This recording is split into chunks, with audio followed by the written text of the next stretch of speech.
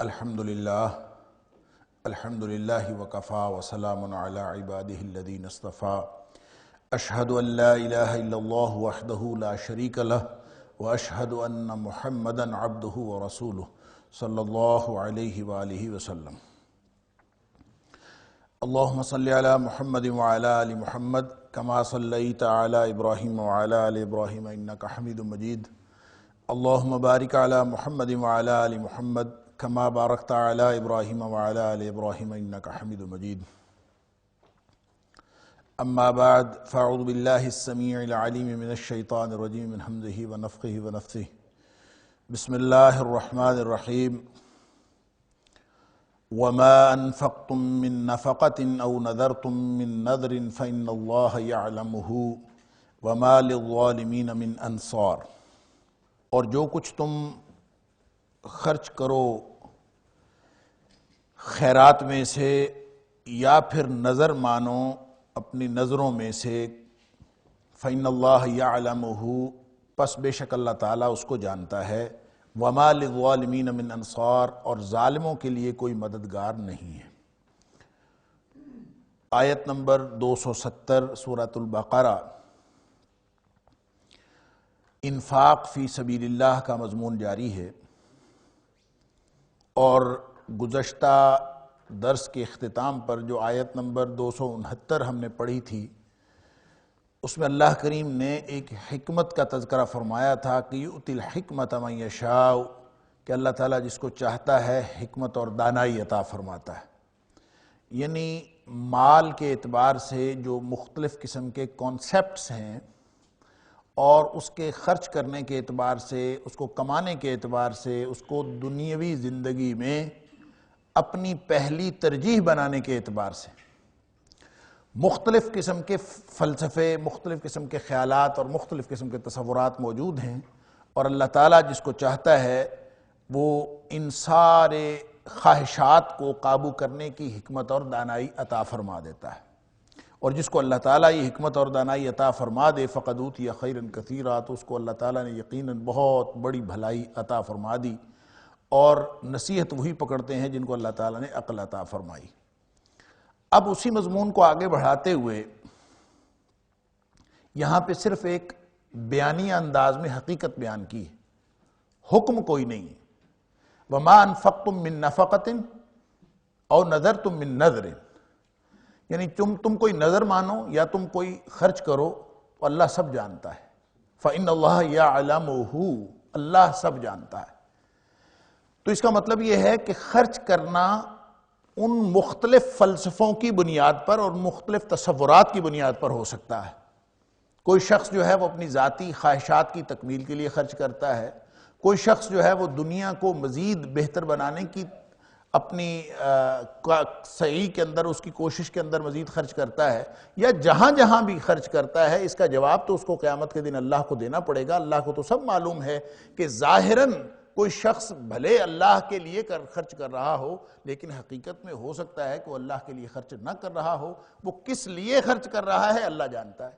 اس کا مطلب یہ ہے کہ یہ دو مطلقاً خرچ کرنا دو مختلف قسم کے نتائج کا حامل ہو سکتا ہے۔ ہو سکتا ہے کہ آپ اس کے ذریعے سے جنت کما رہے ہوں، ہو سکتا ہے آپ اس کے ذریعے سے اللہ تعالیٰ معاف فرمائے جہنم کما رہے ہوں، جیسے کہ پیچھے آ چکا کہ ہو سکتا ہے کہ کچھ لوگ جو ہیں وہ اس طرح سے خرچ کرتے ہیں جیسے وہ صرف دکھلاوے کے لیے، ریاء الناس، لوگوں کو دکھلاوے کے لیے خرچ کرتے ہیں۔ تو ان کی مثال دی تھی کہ جیسے پتھر یا چٹان ہو اور اس کے اوپر مٹی پڑی ہوئی ہو، اس میں بیج کاشت کر بھی دیا جائے تو موسلا دھار بارش آتی ہے، تو جس طرح وہ مٹی سمیت بیج کو لے جاتی ہے اور وہ پتھر بالکل چکنا اور چپٹا ویسے کا ویسا صاف پڑا رہ جاتا ہے، اس کے اوپر کچھ بھی نہیں ہوتا، تو لوگ خرچ کرنے والے ایسے بھی ہیں جو خرچ تو کر رہے ہیں لیکن عملاً اس کا کوئی نتیجہ نہیں نکل رہا۔ تو وَمَا أَنفَقْتُم مِّن نَفَقَةٍ، جو بھی تم خرچ کر رہے ہو اللہ کو سب معلوم ہے، اور قیامت کے دن اللہ تعالیٰ کہہ دے گا۔ جب وہ حدیث آپ کو یاد ہے، نبی اکرم صلی اللہ علیہ وسلم نے فرمایا تھا کہ مجھے سب سے زیادہ جو ڈر ہے نا تم سے، وہ شرک خفی کا ہے یا چھوٹے شرک کا۔ تو سارے صحابہ حیران ہو گئے، اللہ کے رسول صلی اللہ علیہ وسلم یہ شرک اصغر، یہ شرک خفی کیا ہے؟ تو نبی اکرم صلی اللہ علیہ وسلم نے فرمایا الریا، شرک خفی ہے ریاکاری، دکھلاوا، کہ تم کوئی بھی کام دکھلاوے کے لیے کرو، اس لیے کہ قیامت کے دن یہ جو دکھلاوا کرنے والے ہیں، ریاکار جو ہیں، جو دکھلاوا کرنے کے لیے جو بھی عمل کرتے تھے یا مال خرچ کرتے تھے، جب وہ قیامت کے دن اللہ کے دربار میں آئیں گے تو اللہ تعالیٰ ان کو کہہ دے گا کہ جاؤ، جن کے لیے تم خرچ کرتے تھے، جن کو دکھانے کے لیے تم کام کرتے تھے، ان سے جا کے کوئی اجر ڈھونڈنے کی کوشش کرو، کوئی بدلہ ڈھونڈنے کی کوشش کرو، میرے ہاں تو تمہارے لیے کوئی بدلہ نہیں، جن لوگوں کے لیے کرتے تھے وہاں سے جا کے بدلہ ڈھونڈ۔ تو یہ ایک انداز ہے یہ سمجھانے کا کہ اللہ ہر بات کو جانتا ہے تم نے، اور کسب مال اور صرف مال یہ ان سوالوں میں سے ہے جس کے بارے میں نبی اکرم صلی اللہ علیہ وسلم نے فرمایا قیامت کے دن آدمی کے، ابن آدم کے قدم ہل نہیں سکیں گے جب تک کہ وہ 5 سوالوں کے جواب نہیں دے دے گا۔ اس میں ایک سوال یہ ہے کہ مال کمایا کہاں سے اور خرچ کہاں پہ کیا۔ ہم بعض اوقات چھوٹی رقم، تھوڑے پیسے، ہم سمجھتے ہیں کہ اس کا کون سا حساب ہونا ہے۔ حساب تو ایک ایک پائی کا ہونا ہے۔ 1 روپیہ بھی آپ نے کسی غلط جگہ پہ خرچ کیا ہے تو وہ تبذیر ہے، اور تبذیر ان المبذرین کانوا اخوان الشیاطین۔ اللہ اکبر۔ تو بہرحال اللہ جانتا ہے، صرف یہ بتایا جا رہا ہے۔ اسی طرح اگر تم کوئی نظر مانتے ہو، نظر جو لفظ ہے یہ تو ڈرنے اور ڈرانے، نون زال اور را کا مادہ ڈرنے اور ڈرانے میں سے ہی آتا ہے، لیکن جب اس کو لغت میں ایک عمل کے طور پر دیکھتے ہیں تو اس کہا جاتا ہے کہ یہ کسی ایسے عزم کو کہا جاتا ہے کہ جس کے کسی کام کے کرنے یا نہ کرنے کو اپنے اوپر کوئی شخص واجب کر لے۔ العزم بالالتزام الشیء، کسی بھی چیز کا کرنے بترک او فعل، چاہے اس کو کرنے کا عزم ہو چاہے اس کو نہ کرنے کا عزم ہو۔ اور شریعت کی زبان میں التزام الطاعت تقربا الی اللہ، اللہ کے قرب حاصل کرنے کے لیے کسی کام کے کرنے کا عزم کر لینا، اس کو نظر ماننا کہتے ہیں، جس کو ہم اپنی زبان میں منت ماننا بھی کہتے ہیں اردو میں۔ تو نظر ماننا کسی چیز کو، ایسی چیز کو اہل لغت نے لکھا ہے، امام راغب وغیرہ نے، جو چیز واجب نہیں ہے وہ اپنے اوپر واجب کر لینا، جو ویسے فرض نہیں اپنے اوپر فرض کر لینا کہ میں یہ کروں گا۔ تو اللہ کی اطاعت کے لیے کہ میرا کام ہو جائے گا تو میں یہ کار کروں گا، میرا بچہ پاس ہو جائے گا تو میں 2 نفل پڑھوں گا، میں اتنے پیسے خرچ کروں گا۔ عام طور پہ انسان پیسے خرچ کرنے کے حوالے سے، صدقہ کرنے کے حوالے سے، یا مختلف امور میں اپنی حاجات پوری کرنے کے حوالے سے منت مانتا ہے یا نظر مانتا ہے۔ شریعت اسلامیہ نے اس کی اجازت دی، نظر ماننا جائز ہے۔ کوئی بھی شخص اگر کہے کہ میں یہ میرا فلاں کام ہو جائے تو میں اللہ کے لیے فلاں کام کروں گا، تو نظر ماننا جائز ہے، بشرطے کہ وہ نظر اپنی نوعیت کے اعتبار سے ناجائز کام کی نہ ہو۔ آپ نے کوئی ایسا کام نظر مان لی ہو جو اپنی نوعیت کے اعتبار سے وہ کام بنفس ہی ناجائز کام ہے، تو ایسی نظر کو پورا کرنا ضروری نہیں ہے، وگرنہ نظر پورا کرنا واجب ہے۔ اور جس طرح سے دیگر واجبات اگر ادا نہ کیے جائیں تو انسان گناہگار ہوتا ہے، اسی طرح ایسا کوئی اپنے اوپر کام واجب کر لیا اور پھر اس کو نہیں کیا تو انسان گناہگار ہوگا۔ اور نبی اکرم صلی اللہ علیہ وسلم نے نظر پوری کرنے کا حکم دیا۔ البتہ اگر کوئی ناجائز نظر مانی ہے تو وہ نظر چھوڑ دینا ضروری ہے اگر وہ ناجائز ہے، اور اس کی جگہ پہ قسم کا کفارہ، یعنی جو کفارہ قسم ہے وہ دے دیا جائے، جیسے سورۃ المائدہ کے اندر قسم کا کفارہ بیان ہوا ہے۔ اور قسم کا کفارہ کیا ہے؟ عام طور پر یہ سمجھا جاتا ہے 3 روزے رکھنا قسم کا کفارہ ہے۔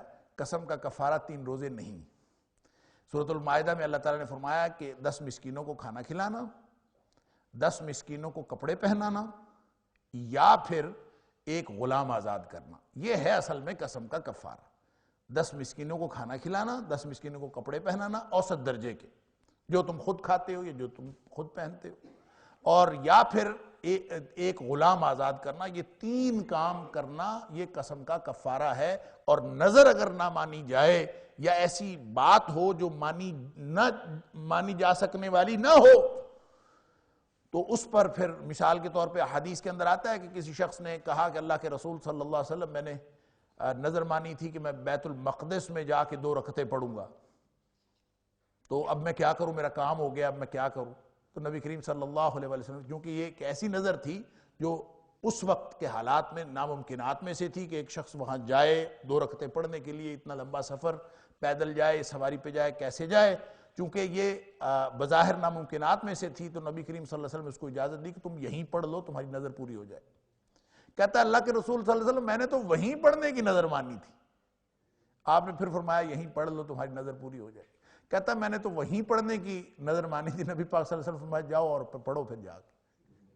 مطلب وہ جو کام ہو نہیں سکتا۔ اسی طرح کوئی شخص جو ہے وہ ایک خاتون کو دیکھا، وہ ننگے پاؤں جا رہی تھی حج کرنے کے لیے اور پیدل جا رہی تھی، سواری ساتھ تھی، سواری پہ نہیں سوار ہو رہی، پوچھا کیوں؟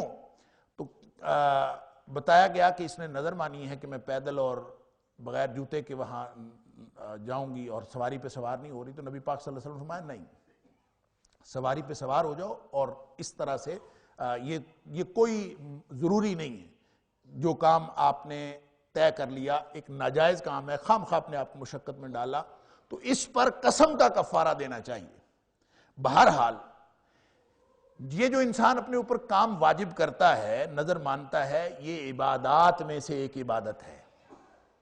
جس طرح سے دیگر عبادات ہیں، اسی طرح نظر ماننا بھی عبادات کے قبیل میں سے ہے، کیونکہ انسان اللہ کو خوش کرنے کے لیے کرتا ہے کہ میرا کام ہو جائے۔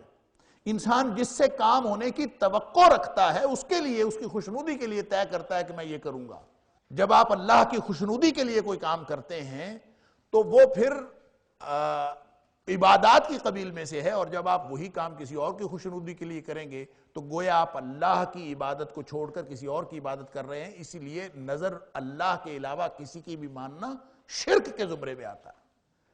اور کوئی بھی شخص اگر نظر اللہ کی، نیاز اللہ کی، ہر چیز اللہ کی، اگر کوئی شخص کسی اور کے بارے میں اس طرح کا کام کرے تو یہ چونکہ عبادات کا ہے اور یہ اللہ کے علاوہ کسی کے لیے نہیں کیا جا سکتا۔ اس لیے اب یہ دونوں کام ہیں، انفاق اور نظر ماننا۔ فرمایا یہ جو تم کس کام کے، کسی مقصد کے لیے بھی کرو گے، اللہ سب جانتا ہے، فَإِنَّ اللَّهَ يَعْلَمُهُ، اللہ تعالیٰ جانتا ہے، اور اس کے مطابق تمہارے اوپر جو بدلہ تمہیں ملے گا۔ وَمَا لِلظَّالِمِينَ مِنْ أَنصَارٍ، اور جو لوگ ظالم ہیں، حقدار کو حق نہیں دیتے، ظلم ہر جگہ پہ پورے قرآن میں جہاں کہیں بیان ہوا ہے یہ عدل کے مقابلے میں، اور عدل کیا ہے؟ حقدار کو حق دینا۔ تو ظاہر ہے اگر کوئی خرچہ کرتے وقت یا اخراجات کرتے وقت یا انفاق کرتے وقت وہ اللہ کی خوشنودی کو ملحوظ رکھنے کی بجائے کسی اور کی خوشنودی کو ملحوظ رکھتا ہے، یا اور اس کے مقاصد ہو سکتے ہیں، تو وہ شخص عادل نہیں ہے بلکہ ظالم ہے۔ اسی طرح اگر کوئی شخص نظر مانتے ہوئے اللہ کی بجائے کسی اور کی مانتا ہے تو وہ بھی عادل نہیں بلکہ ظالم ہے۔ وَمَا لِلظَّالِمِينَ مِنْ أَنصَارٍ، اور جو ظالم ہوگا ان کے لیے اللہ تعالیٰ فرماتے ہیں کوئی مددگار نہیں ہوگا۔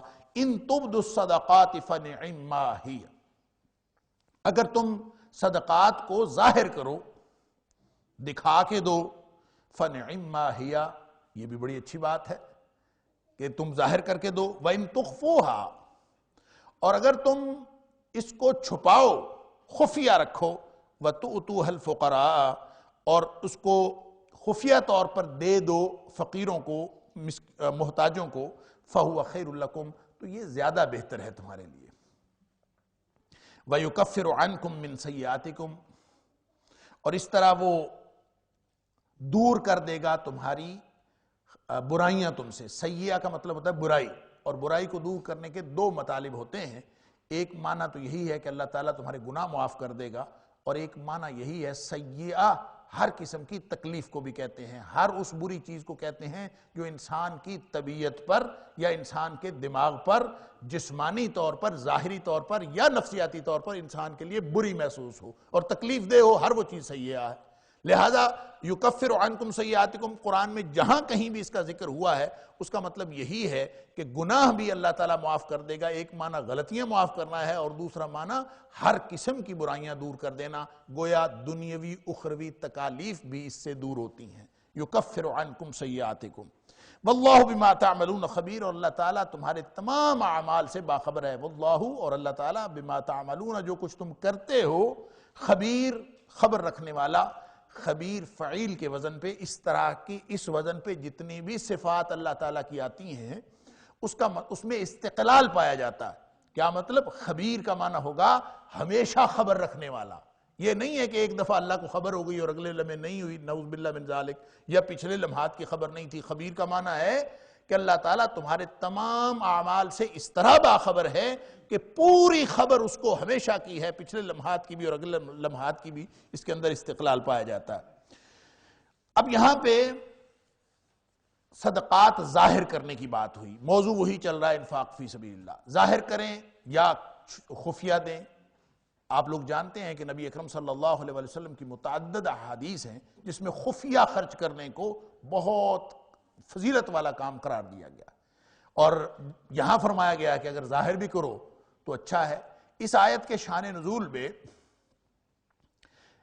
یہ ہے کہ جب اوپر یہ آیات انفاق کی آئیں کہ اللہ کے راستے میں خرچ کرو، تو صحابہ کرام نے پوچھا نبی اکرم صلی اللہ علیہ وسلم سے کہ پھر وہ صدقہ کس طرح کا کریں تو زیادہ افضل ہے؟ لوگوں کو دکھا کے کریں، چھپا کے کریں، کسی کو پتہ ہی نہ چلے، کیا کریں؟ تو اس پر یہ آیت اتری کہ ہاں اگر ظاہر کر کے کریں، ان تبدوا الصدقات فنعم ما ہی، تو پھر یہ بھی بہت اچھی بات ہے. وَإِن تُخْفُوهَا، اور خفیہ رکھو، وَتُؤْتُوهَا الْفُقَرَاءَ، اور اس طرح سے کہ لوگوں کو دے دو، فَهُوَ خَيْرٌ لَكُمْ، یہ زیادہ بہتر ہے. تو گویا یہاں پہ بظاہر ظاہری طور پر دکھا کے شو آف کر کے دینے کی بھی اجازت دی جا رہی، اور خفیہ بھی اس کو کہا گیا کہ وہ زیادہ بہتر ہے. لیکن نبی اکرم صلی اللہ علیہ وسلم نے اس کی وضاحت اس طرح سے فرمائی ہے کہ جو بھی کوئی صدقہ دیتا اور اس کو خفیہ رکھتا، یہ تو اتنا فضیلت والا کام ہے کہ نبی اکرم صلی اللہ علیہ وسلم نے فرمایا کہ قیامت کے دن جن 7 لوگوں کو اللہ کے عرش کا سایہ نصیب ہوگا، اللہ اکبر، 7 یظلہم اللہ یوم القیامت فی ظلہ یوم لا ظل الا ظلہ، جس دن اللہ کے سائے کے علاوہ، اللہ کے عرش کے سائے کے علاوہ کوئی اور سایہ ہوگا ہی نہیں. اس دن اللہ تعالیٰ 7 قسم کے لوگوں کو اپنے عرش کا سایہ نصیب کرے گا. اس میں سے ایک وہ شخص ہے جس نے صدقہ کیا. اللہ اکبر. رجل تصدق بصدقۃ فاخفاها، یعنی اس طرح اس نے اس کو خفیہ رکھا کہ حتی لا یعلم شمالہ ما صنعت یمینہ، اس کے دائیں ہاتھ، اس کے بائیں ہاتھ کو پتہ نہیں ہے اس کے دائیں ہاتھ نے کیا کیا. یعنی دائیں ہاتھ سے صدقہ دیا، بائیں کو بھی پتہ نہیں چلنے دیا. کیا مطلب؟ اتنا خفیہ انداز میں کیا کہ کسی کو علم ہی نہیں ہے کہ اس نے صدقہ دے دیا. تو اس کا مطلب تو یہ ہوا کہ خفیہ رکھنے میں زیادہ بہتر ہے. نبی اکرم صلی اللہ علیہ وسلم نے جتنی بھی فضیلت بیان فرمائی وہ خفیہ رکھنے میں زیادہ بہتر ہے. اور بھی بہت ساری احادیث ہیں. تو ان ساری باتوں میں تطبیق اس بات کو ہے کہ جو صدقات نافلہ ہیں اور جو صدقات واجبہ ہیں، یعنی ایک وہ واجب صدقات، کیا مطلب؟ زکوٰۃ، مثال کے طور پر زکوٰۃ کے علاوہ فطرانہ بھی، پھر اس کے علاوہ عشر بھی. تو یہ جو فرض صدقات ہیں ان کو ظاہر کر کے دینا بہتر ہے. ان تبدوا الصدقات فنعم ما ہی، اگر اس کو آپ ظاہر کر کے دیں گے، اگر ریاکاری کا عنصر شامل نہ ہو اور آپ اس کو ظاہر کر کے دیں تاکہ لوگوں کو ترغیب ہو کہ وہ بھی زکوٰۃ دیں، میں زکوٰۃ دے رہا ہوں تو لوگ بھی زکوٰۃ دیں، میں عشر دے رہا ہوں لوگ بھی عشر دیں، میں فطرانہ دے رہا ہوں لوگ بھی دیں. تو یہ جو واجب صدقات ہیں ان کو اگر شو آف کر کے دے ترغیب کی خاطر تو یہ زیادہ بہتر ہے. اور جو صدقات نافلہ ہیں، نفلی صدقات جو آدمی دیتا ہے، اس کو خفیہ طور پر دینا زیادہ بہتر ہے. اس کو ظاہر کرنے میں چونکہ ریاکاری کا عنصر زیادہ نمایاں ہوتا ہے اس اور زیادہ امکان ہوتا ہے، اور نہ بھی ہو تو بھی اس کو خفیہ انداز سے دینا زیادہ بہتر ہے. گویا فرض زکوٰۃ وغیرہ، زکوٰۃ عشر وغیرہ وہ دکھا کے دینا زیادہ بہتر ہے، اور دوسرا جو نفلی صدقات ہیں ان کو چھپا کے دینا زیادہ بہتر ہے.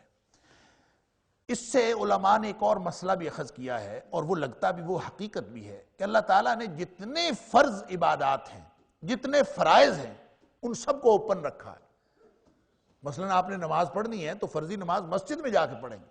اب لوگ اس پر اعتراض کر سکتے ہیں کہ ہم فرض نماز جو ہے اپنے گھر میں پڑھ لیتے ہیں، باہر جا کے پڑھتے ہیں، مسجد میں ساری دنیا دیکھتی ہے نمازی، تو ریاکاری کا عنصر اس میں آتا ہے؟ نہیں، اللہ تعالیٰ نے فرض عبادات کو بالعموم ظاہر کیا ہے کہ لوگوں کے سامنے جا کے کرو تاکہ لوگوں کو ترغیب بھی ہو، اور ایک سسٹم اور اس میں ایک نظام قائم ہو اللہ کی اطاعت کا اور نبی کریم صلی اللہ علیہ وسلم کی اتباع کا ایک نظام قائم کرنے کے لیے فرائض کو بالعموم ظاہر کیا گیا ہے۔ اسی لیے ان تبدوا الصدقات فنعما ہی سے مراد فرض جو نفقات ہیں، فرض صدقات ہیں وہ ہیں، اور جو رہ گئے دوسرے تو وہ خفیہ طور پر دیے جائیں تو وہ زیادہ بہتر ہے۔ تو یہ دونوں کا اللہ تعالیٰ نے بتا دیا، وَيُكَفِّرُ عَنْكُم مِّن سَيِّئَاتِكُم، یہ طریقہ کار اختیار کرو گے تو اس طرح اللہ تعالیٰ تمہاری خطائیں تم سے دور کر دے گا، وَاللَّهُ بِمَا تَعْمَلُونَ خَبِيرٌ۔ لَيْسَ عَلَيْكُمْ هُدَاهُمْ، یہ پچھلی آیت اور اگلی آیت دونوں ملی ہوئی ہیں اپنے شان نزول کے اعتبار سے۔ لَيْسَ عَلَيْكَ هُدَاهُمْ، نہیں ہے آپ کے اوپر، آپ کے ذمے ان کی ہدایت، ان کی ہدایت آپ کے ذمے نہیں ہے، وَلَكِنَّ اللَّهَ يَهْدِي مَن يَشَاءُ، اور لیکن اللہ جسے چاہتا ہے ہدایت دیتا ہے، آپ کے ذمے کسی کی ہدایت نہیں۔ وَمَا تُنْفِقُوا مِنْ خَيْرٍ، اور جو کچھ تم مال میں سے خرچ کرو گے، فَلِأَنفُسِكُمْ، تو یہ تمہارے اپنے لیے ہی بہتر ہے۔ وَمَا تُنْفِقُونَ إِلَّا ابْتِغَاءَ وَجْهِ اللَّهِ، نہیں تم خرچ کرو گے، اللہ کے ساتھ ہے وَمَا تُنْفِقُونَ، اور نہیں تم خرچ کرو گے إِلَّا ابْتِغَاءَ وَجْهِ اللَّهِ، سوائے اللہ کی رضامندی چاہنے کے۔ ابتغاء کا مطلب ہوتا ہے چاہنا، وجہن کا معنی ہوتا ہے چہرہ، تو اللہ کے چہرے کو چاہنا سے مراد اللہ کی خوشنودی چاہنا، تو اللہ کی خوشنودی حاصل کرنے کے لیے ہی تم خرچ کرو گے، یعنی اس کے علاوہ کوئی آپشن نہیں ہے کہ تم خرچ کرو۔ وما تنفقون، اور نہیں خرچ کرو گے تم الا ابتغاء وجہ اللہ، سوائے اللہ کی رضامندی چاہنے کے، یعنی جو کچھ تم خرچ کرو گے تمہیں اپنا فائدہ ہوگا، اور خرچ کس لیے کرو گے؟ اللہ کی رضامندی کے لیے۔ وما تنفقوا من خیر، جو کوئی بھی تم خرچ کرو گے، یوفا الیکم، وہ اللہ تمہیں پورے کا پورا واپس لوٹا دے گا۔ وانتم لا تظلمون، اور تمہارے اوپر کوئی ظلم نہیں کیا جائے گا، پورے کا پورا واپس آ جائے۔ اب اس آیت کو میں نے عرض کیا کہ پچھلی آیت کے ساتھ بھی اس کا تعلق ہے اپنے شان نزول کے اعتبار سے۔ ہوا اصل میں یہ تھا کہ صدقات افضل ہیں، صدقات کی فضیلت آئی، خرچ کرنے کی فضیلت آئی، صحابہ کرام بہت بڑھ چڑھ کر اس میں حصہ لینے لگے اور خرچ کرنے لگے، اور ایک نظام بن گیا خرچ کرنے کا۔ لیکن اس میں اب ظاہر ہے کہ کچھ رشتہ دار ان کے مسلمان تھے اور کچھ رشتہ دار غیر مسلم تھے، تو صدقہ کرنے میں یہ بھی سوالات آ گئے کہ ظاہری طور پر خرچ کرنا ہے یا خفیہ طور پر کرنا ہے۔ پھر اس میں یہ سوالات بھی آئے کہ جو غیر مسلم رشتہ دار ہیں ان کو دیا جا سکتا ہے کہ نہیں دیا جا سکتا؟ جو مسلمان رشتہ دار ہیں ان کو تو دیا ہی جا سکتا ہے، تو جو غیر مسلم رشتہ دار ہیں ان کو دیا جا سکتا ہے کہ نہیں دیا جا سکتا؟ نبی اکرم صلی اللہ علیہ وآلہ وسلم نے، بعض روایات کے اندر یہ بھی آتا ہے کہ نبی پاک صلی اللہ علیہ وآلہ وسلم نے خود حکم فرمایا تھا کہ یہ جو صدقات ہیں یہ صرف اور صرف مسلمانوں کا حق ہے، تو یہ مسلمانوں کو دیا جائے۔ یا پھر لوگوں نے خود سے سمجھا تھا، حضرت ابن عباس رضی اللہ تعالیٰ عنہ فرماتے ہیں کہ لوگ غیر مسلم رشتہ داروں کو جان بوجھ کے نہیں دیتے تھے، اور اس لیے نہیں دیتے تھے کہ ان کے اندر مسلمان ہونے کی ترغیب پیدا ہو کہ مسلمان ہوں گے تو ان کو صدقات ملیں گے، اگر وہ مسلمان نہیں ہوتے تو ان کو نہیں ملتے۔ تو اس اعتبار سے بھی انہوں نے گویا ترغیب کی خاطر خود سے طے کر لیا تھا کہ لوگ اسلام قبول کریں تو پھر ہم ان کو صدقہ دیں گے، وگرنہ ہم نہیں دیتے، اور انہوں نے روک لیے تھے ان کے صدقات۔ تو یہ دونوں باتیں اس کے شان نزول میں ہو سکتی ہیں۔ بہرحال اللہ تعالیٰ نے فرمایا کہ لیس علیک ہداہم، ان کی ہدایت کی وجہ سے خرچہ روک لینا اور یہ سمجھنا کہ وہ ہدایت پر آ جائیں گے خرچہ روکنے کی وجہ سے، صدقہ روکنے کی وجہ سے، تو یہ ہدایت تمہارے ذمہ ہی نہیں ہے۔ لیس علیک ہداہم ولکن اللہ یہدی من یشاء، اللہ جسے چاہتا ہے ہدایت دیتا ہے۔ گویا دوسرے معنوں میں اجازت دے دی گئی کہ ان پر، غیر مسلموں پر بھی خرچ کر لینا چاہیے، اور غیر مسلموں پر یعنی ان کو بھی صدقات دے دینے چاہیے۔ اور حدیث کے اندر آتا ہے کہ جب یہ آیت اتری تو نبی کریم صلی اللہ علیہ وسلم نے اجازت دے دی کہ غیر مسلم رشتہ داروں پر بھی خرچ کیا کرو۔ لیکن ایک بات ذہن میں رکھنی چاہیے کہ جو غیر مسلم رشتہ داروں پر خرچ کرنا ہے وہ نفلی صدقات ہیں، جو فرض زکوٰۃ وغیرہ ہے، زکوٰۃ یا عشر، وہ صرف اور صرف مسلمانوں کا حق ہے، وہ غیر مسلموں کو نہیں دی جا سکتی۔ غیر مسلموں کو نفلی صدقات دیے جا سکتے ہیں اور جتنی مرضی مدد کی جا سکتی ہے۔ البتہ فطرانہ جو ہے اس کے حوالے سے امام ابو حنیفہ رحمۃ اللہ علیہ کا موقف ہے کہ وہ بھی غیر مسلموں کو دیا جا سکتا ہے، جبکہ دیگر علماء کا موقف یہ ہے کہ وہ بھی غیر مسلموں کو نہیں دیا جا سکتا، وہ مسلمانوں کا حق ہے۔ اور زکوٰۃ کے بارے میں تو خصوصی طور پر کہا گیا ہے تُؤْخَذُ مِنْ أَغْنِيَائِهِمْ فَتُرَدُّ إِلَىٰ فُقَرَائِهِمْ، کہ وہ جن تم انہی کے امیر لوگوں سے لینی ہے اور انہی کے غریب لوگوں میں تقسیم کرنی ہے، یعنی مسلمان ہی دینے والے ہوں گے اور مسلمان ہی لینے والے ہوں گے، اس کے اندر غیر مسلم شامل نہیں، تو ان کو زکوٰۃ دی جا سکتی ہے۔ وَمَا تُنْفِقُوا مِنْ خَيْرٍ فَلِأَنفُسِكُمْ، اور جو اگر تم خرچہ کرو گے تو وہ مسلمان ہوتا ہے یا نہیں ہوتا، اس کے ہدایت یافتہ ہونے کے ساتھ تمہارا کوئی تعلق نہیں ہے، وہ ہدایت حاصل کرے یا نہ کرے، جو بھی تم خرچ کرو گے تمہیں اس کا اپنا، تمہیں خود کو فائدہ ہوگا اس کا۔ اور پھر جتنا بھی تم خرچ کرو گے اللہ تعالیٰ، اللہ کی یہ نیت رہنی چاہیے کہ میں صرف اللہ کی رضا چاہتا ہوں، اور اللہ کی رضا کے لیے آپ غیر مسلموں پر بھی خرچ کریں، مسلمانوں پر بھی خرچ کریں، اور نفلی صدقات سب کو دیں۔ فرض صدقات جو ہیں وہ صرف اور صرف مسلمانوں پر خرچ کیے جا سکتے ہیں۔ جب تم اس طرح سے خرچ کرو گے، اس کانسیپٹ کو ذہن میں رکھ کے خرچ کرو گے، وَمَا تُنْفِقُوا مِنْ خَيْرٍ، اور جتنا بھی تم خرچ کرو گے يُوَفَّى إِلَيْكُمْ، یہ خیر کا لفظ جو ہے نا بھلائی کے لیے استعمال ہوتا ہے، لیکن یہ خیر کا لفظ مال کے لیے بھی استعمال ہوتا ہے۔ وہ مال جو پاکیزہ مال ہو وہ خیر ہے، اور جتنا بھی تم پاکیزہ مال میں سے خرچ کرو گے وہ تمہیں واپس لوٹا دیا جائے گا۔ اس کا مطلب یہ ہے کہ جو ناپاک مال ہے اس میں سے آپ جتنا مرضی خرچ کرتے جائیں اس کا کوئی فائدہ نہیں ہے۔ آپ جو مال آپ نے حلال طریقے سے کمایا نہیں ہے اس کے لیے کوئی وعدہ نہیں ہے، یہ اس مال کے لیے وعدہ ہے جو مال حلال طریقے سے کیا ہے۔ وہ جو حدیث میں نے پچھلے درس میں بھی آپ کے سامنے رکھی تھی کہ نبی کریم صلی اللہ علیہ وآلہ وسلم نے فرمایا تھا کہ اگر کوئی شخص ایک کھجور جو ہے وہ بھی صدقہ کرتا ہے، من کسب طیب، شرط یہ ہے کہ پاکیزہ کمائی میں سے ہو، اگر وہ ایک کھجور بھی خرچ کرتا ہے تو اللہ تعالیٰ اس کو پھر قبول فرماتا ہے، اور قبول ہی نہیں فرماتا، پھر اللہ تعالیٰ اس کو پالتا ہے۔ کیسے پالتا ہے؟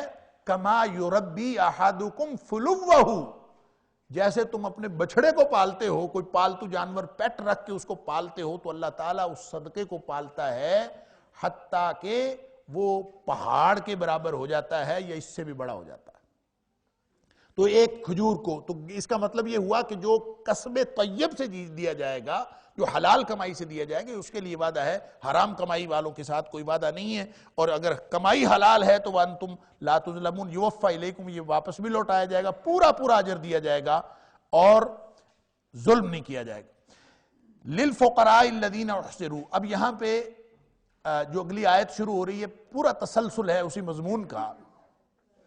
اب یہاں یہ نہیں فرمایا کہ انفقوا للفقراء، پیچھے یہی بات تھی نا اس کے شان نزول میں، کیا خرچ کریں، کیسے خرچ کریں۔ ایک حکم آ گیا، ظاہری طور پر بھی خرچ کر سکتے ہو، خفیہ طور پر بھی خرچ کر سکتے ہو، اور پھر یہ بھی بات آ گئی کہ اگر کوئی شخص مسلمان نہیں بھی ہے، رشتہ دار ہے یا محلے میں رہتا ہے، اس کے اوپر نفلی صدقات خرچ کیے جا سکتے ہیں۔ لیکن اب وہ جو سوال تھا نا کہ سب سے اعلیٰ خرچ کون سا ہے، اعلیٰ صدقہ کون سا ہے، یہ اس کا جواب اسی تسلسل میں کہ للفقراء، ایسے محتاجوں کے لیے، الذین، وہ لوگ، احصروا فی سبیل اللہ، جو اللہ کے راستے میں روک لیے گئے، محصور ہو گئے، لا یستطیعون ضربا فی الارض، اور وہ زمین میں چلنا پھرنا اس کی استطاعت نہیں رکھتے۔ ضربن کا مطلب ہوتا ہے سفر کرنا، اور سفر بھی کس لیے؟ وہ جو سورہ مزمل میں آتا ہے یضربون فی الارض یبتغون من فضل اللہ، کہ وہ زمین میں گھومتے پھرتے ہیں کس لیے؟ اللہ کا فضل تلاش کرنے کے لیے، یعنی کمائی کرنے کے لیے۔ اب یہ کچھ لوگ ایسے ہیں، ایسے فقراء، ایسے محتاج، الذین احصروا فی سبیل اللہ، جو اللہ کے راستے میں روک لیے گئے، لا یستطیعون ضربا فی الارض، جو زمین میں گھومنے پھرنے کی اور سفر کی استطاعت نہیں رکھتے، یحسبہم الجاہل، گمان کرتا ہے ان کے بارے میں ناواقف آدمی، جاہل سے مراد ناواقف آدمی، اغنیاء ان کو امیر سمجھتا ہے، یحسبہم ان کو سمجھتا ہے، الجاہل ناواقف آدمی، اغنیاء کہ وہ امیر ہیں، من التعفف ان کے بچنے کی وجہ سے، تعفف عفت سے ہے، اس کا مطلب ہوتا ہے بچنا، اور تعفف باب تفاعل سے ہے جس کے اندر تکلف پایا جاتا ہے۔ کیا مطلب؟ محنت کر کے، کوشش کر کے وہ اپنے آپ کو چھپاتے ہیں اور سوال سے بچتے ہیں، سوال نہیں کرتے۔ اور اسی کی آگے وضاحت بھی آ گئی، تعرفہم بسیماہم تم پہچان لوگے ان کو ان کی نشانیوں سے۔ سیما کا مطلب ہوتا ہے نشانی، بعض لوگوں نے اس کا ترجمہ کیا چہرہ، سیما کا مطلب چہرہ کیا ہے، تو چہرہ عربی زبان میں سیما کا معنی چہرہ نہیں ہوتا، اور سیما کا مطلب صرف نشانی ہوتا ہے۔ نشانی چہرے پہ بھی ہو سکتی ہے، نشانی کوئی بھی ہو سکتی ہے، اس کی عملی طور پر بھی کوئی نشانی ہو سکتی ہے اور ظاہری طور پر بھی کوئی نشانی ہو سکتی ہے۔ وہ چہرہ ہو یا اس کی کوئی اور نشانی ہو، وہ اپنی نشانیوں سے پہچانے جاتے ہیں۔ لا یسألون الناس الحافا نہیں سوال کرتے وہ لوگوں سے، الحافا چمٹ کر، وہ لوگوں سے چمٹ کر سوال بھی نہیں کرتے۔ وما تنفقوا من خیر اور جو کچھ بھی تم خیر میں سے خرچ کرو گے، اپنے پاکیزہ مال میں سے خرچ کرو گے، فإن اللہ بہ علیم پس بے شک اللہ تعالیٰ اس کے بارے میں خوب جاننے والا ہے۔ اب یہاں پہ یہ ان لوگوں سے کون لوگ مراد ہیں؟ ابن عباس رضی اللہ تعالیٰ نے اس کی تفسیر کی ہے کہ اس سے اولین مراد تو اصحاب صفہ ہے، یعنی ایسے لوگ جن کو فی سبیل اللہ سے روک لیا گیا، وہ روک دیے گئے۔ کیا مطلب؟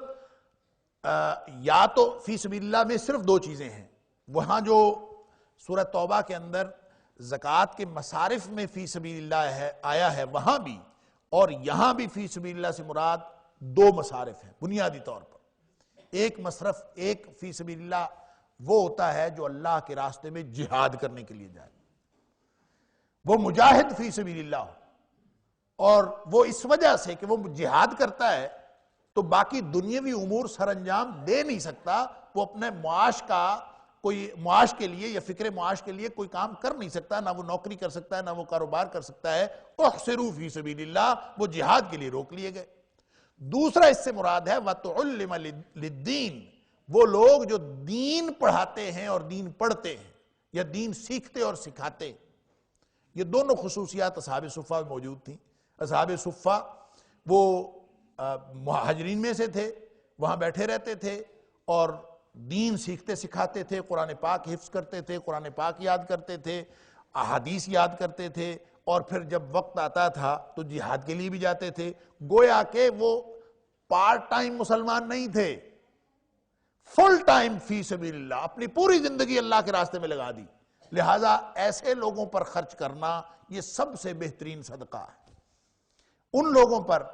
اور پھر ہوتے محتاج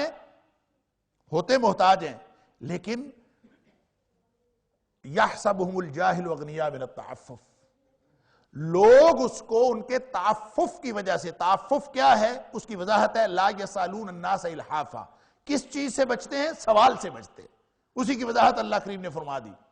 اور نبی پاک صلی اللہ علیہ وسلم نے بھی اس کی وضاحت فرمائی ہے۔ فقیر اور مسکین کی تفصیل میں ایک دفعہ نبی پاک صلی اللہ علیہ وسلم سے پوچھا گیا فمل مسکین، اللہ کے رسول صلی اللہ علیہ وسلم مسکین کون ہے؟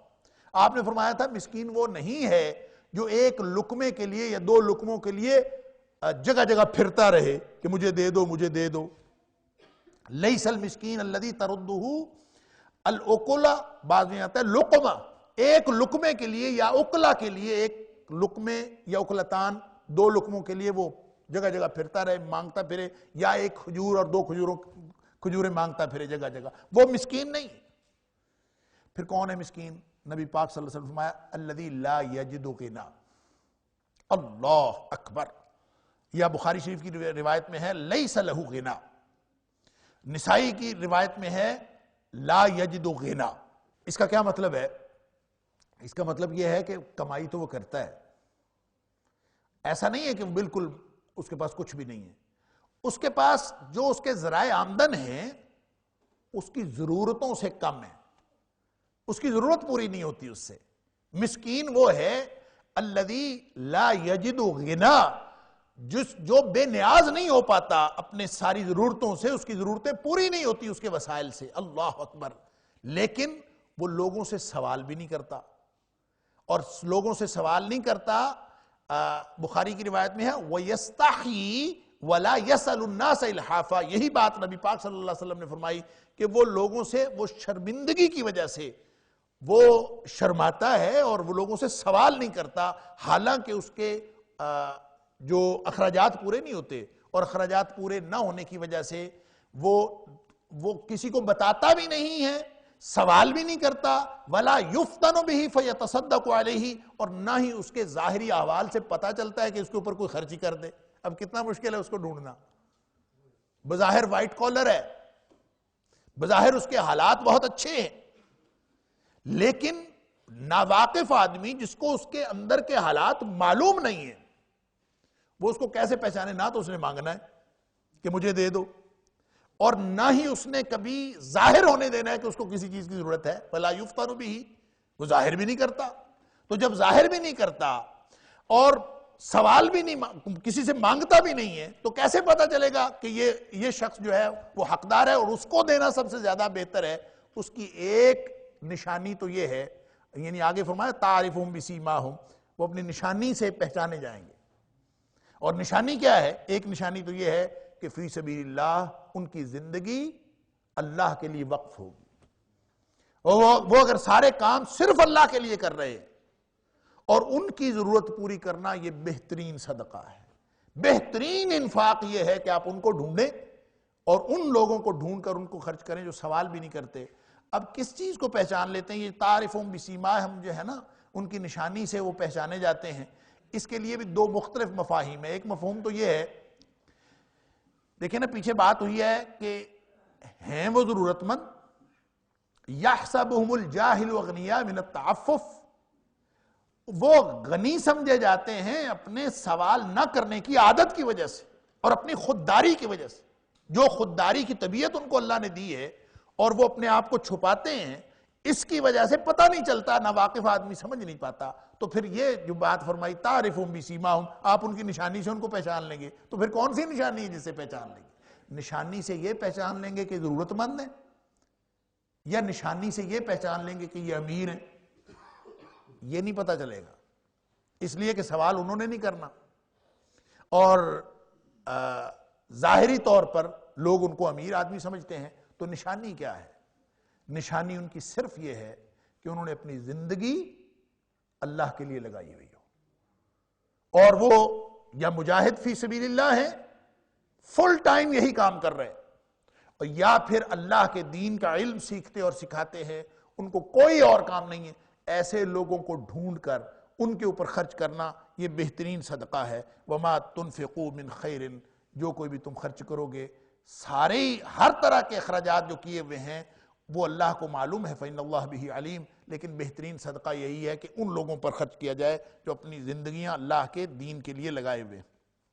دیکھیں یہاں پہ لا یسالون الناس الحافا کا کہا ہے، اس کا معنی ہے کہ چمٹ کر سوال نہیں کرتے۔ تو اس کا مطلب یہ نہیں ہے کہ چمٹ کر سوال کرنا جو پیچھے ہی پڑ جاتا ہے بندہ، تو ایک یہ سوال کرنا ہوتا ہے کہ پیچھے ہی پڑ جانا، اور ایک سوال ہوتا ہے مطلقاً ایک دفعہ سوال کر لینا، پیچھے نہ پڑنا۔ تو اس کا مطلب یہ نہیں ہے کہ جو پیچھے پڑھ کے سوال کرے وہ غلط ہے اور جو پیچھے پڑھ کے نہ کرے وہ صحیح ہے، ایسا نہیں ہے، بلکہ سوال مطلقاً کرنا۔ صلی اللہ علیہ وسلم اس کی ممانعت فرمائی، لا تسأل الناس شیئا، کسی سے کچھ نہ مانگو۔ یہ جو مانگنا ہے نا، صرف گداگری، اس کی تو بڑی مذمت کی گئی، اور نبی کریم صلی اللہ علیہ وسلم فرمایا کوئی شخص مانگتا ہے بغیر ضرورت کے اور مانگتا رہتا ہے حتیٰ کہ قیامت کے دن جب وہ آئے گا تو اس کے چہرے پر گوشت کا کوئی ٹکڑا نہیں ہوگا، چہرے کا سارا گوشت اڑ جائے گا، صرف اس بنیاد پر کہ وہ بغیر ضرورت کے مانگتا تھا۔ تو اس کا مطلب یہ ہے کہ بغیر ضرورت کے مانگنا یہ یسالون الناس الحافا ہے، چمٹ کر مانگنے کا مطلب یہ ہے کہ وہ بغیر ضرورت کے مانگتے ہیں۔ اور ایک حدیث کے اندر آتا ہے، نبی پاک صلی اللہ علیہ وسلم نے فرمایا کہ بغیر ضرورت کے مانگنا یہ ہے کہ جس شخص کے پاس اس دن کا کھانا موجود ہے، دوپہر کا اور شام کا کھانا موجود ہے، وہ پھر بھی مانگتا ہے، تو اس کا مطلب یہ ہے کہ یہ شخص ضرورت مند نہیں ہے، وہ بغیر ضرورت کے مانگتا ہے، اور بغیر ضرورت جو مانگے گا قیامت کے دن اس کے چہرے پر گوشت نہیں ہوگا۔ تو یہ ضرورت کے تحت مانگ لینا یہ درست بات ہے، لیکن مانگنا کیا ہے؟ قرض لیا جا سکتا ہے، آگے سود کی بات ہوگی، قرض کی بات ہوگی۔ دیکھیں نا، آپ ذرا اس سسٹم کی تھوڑا ذہن میں تصویر بنائیں، ایسا سسٹم جس سسٹم میں خرچ کرنے کی ترغیب دی جا رہی، آگے سود کی ممانعت کی جا رہی، آگے آیات آ رہی، سود کی ممانعت کی جا رہی ہے، مانگنے کی ویسے ممانعت ہے۔ تو سمجھے ذرا بات کو، سودی قرضے نہیں ہو سکتے، سودی کاروبار نہیں ہو سکتا، سوال نہیں ہو سکتا، تو پیچھے کیا چیز رہ گئی؟ پیچھے ایک ہی چیز رہ گئی کہ آپ ایک دوسرے میں ایک تو انفاق کرو، اور دوسرا پھر اگر مانگنا ہے تو قرض حسنہ مانگا جا سکتا۔ اسی لیے ترتیب کے ساتھ یہ انفاق کا موضوع ختم ہوا ہے، تو اس کے ساتھ ہی سود کا موضوع ہے، ربا کا، اور ربا کے فوراً بعد دین قرض کا موضوع ہے۔ تو یہ ترتیب یہ بتاتی ہے کہ اسلام ایک ایسا معاشرہ قائم کرنا چاہتا ہے کہ جہاں پہ مانگنے والے گداگر بھی نہ ہوں، اور جہاں پہ سود خور بھی نہ ہوں، جہاں پہ تجارتی لین دین بھی بغیر سود کے ہو، اور اگر کوئی اور لوگ اگر جن کے پاس زائد مال ہے کہ یسالونک ماذا ینفقون پیچھے ہم پڑھ آئے ہیں، قل العفو، جن کے پاس زائد مال ہے وہ اللہ کے راستے میں خرچ کر دیا کریں۔ ایسا معاشرہ اسلام پیدا کرنا چاہتا ہے جو حقیقت میں فلاحی معاشرہ ہوگا۔